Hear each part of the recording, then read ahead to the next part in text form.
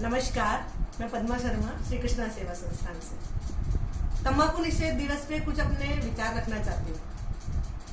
हमारे देश में तंबाकू जनित रोगों से लगभग 2.5 से पौने 3 हजार मौतें रोज हो रही है। और तंबाकू इस्तेमाल करने वाले, जैसे एक आदमी एक सिगरेट पीता है तो वो पैकेट में से सिगरेट निकाल के पी के फेंकता है, उसमें कम से कम 5 से 6 मिनट उसको लग जाती है। समय कितना खराब हुआ। तीसरी बात, एक दिन में कितनी सिगरेट इस्तेमाल करता होगा, कितने रुपए की आती होगी, विचार करने का विषय है। और फिर एक छोटी सी कॉलोनी या गांव मानो, आप उसमें 500 आदमी भी 20 रुपए रोज भी तंबाकू इस्तेमाल करते होंगे, खाते होंगे, पीते होंगे, सूंघते होंगे, रगड़ते होंगे दांतों पे, तो कितना रुपया रोज का होता होगा, उस महीने का कितना हो जाता होगा, और फिर साल भर का एक छोटी सी कॉलोनी का हिसाब देखिए कितना पैसा हमारा नष्ट हो रहा होगा और हमारा स्वास्थ्य कितना खराब होता होगा। तंबाकू के पैकेट पे साफ लिखा होता है इससे कैंसर होता है, फिर भी हम इस्तेमाल करते हैं क्योंकि हम मनुष्य होते हुए भी मनुष्य का कार्य नहीं करते। महाराज, रामायण 24-24 घंटे की जगह बैठी रहती है, उसमें भी मैंने बहुत लोगों को देखा है, शर्म आती है कहने में, तंबाकू इस्तेमाल करके रामायण में पढ़ते हैं। अरे भाई, भगवान राम 14 वर्ष वन में रहे, पर कहीं ऐसा लिखा कि कहीं तंबाकू उन्होंने पिया हो कि आ जाओ सीता जी सिगरेट से निकाले? शर्म करो। अरे रोज हवन किया करते थे, संध्या वंदन करते थे भगवान राम सीता।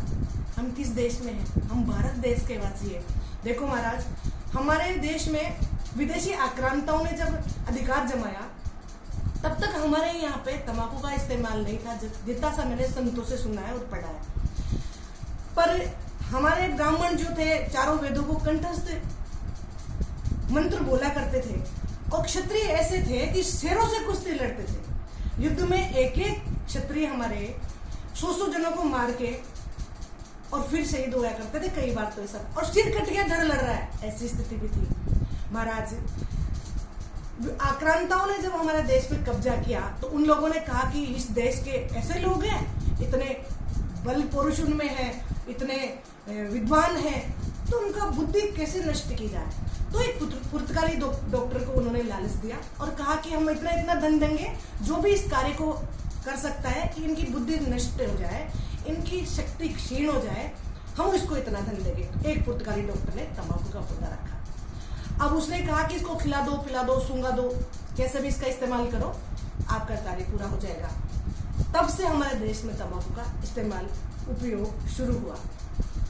अब ये शुरू में तो राजाओं ने पिया तंबाकू के हुक्के के रूप में, फिर सिगरेट, बीड़ी, जाने कई कई रूपों में, चिलम के रूप में।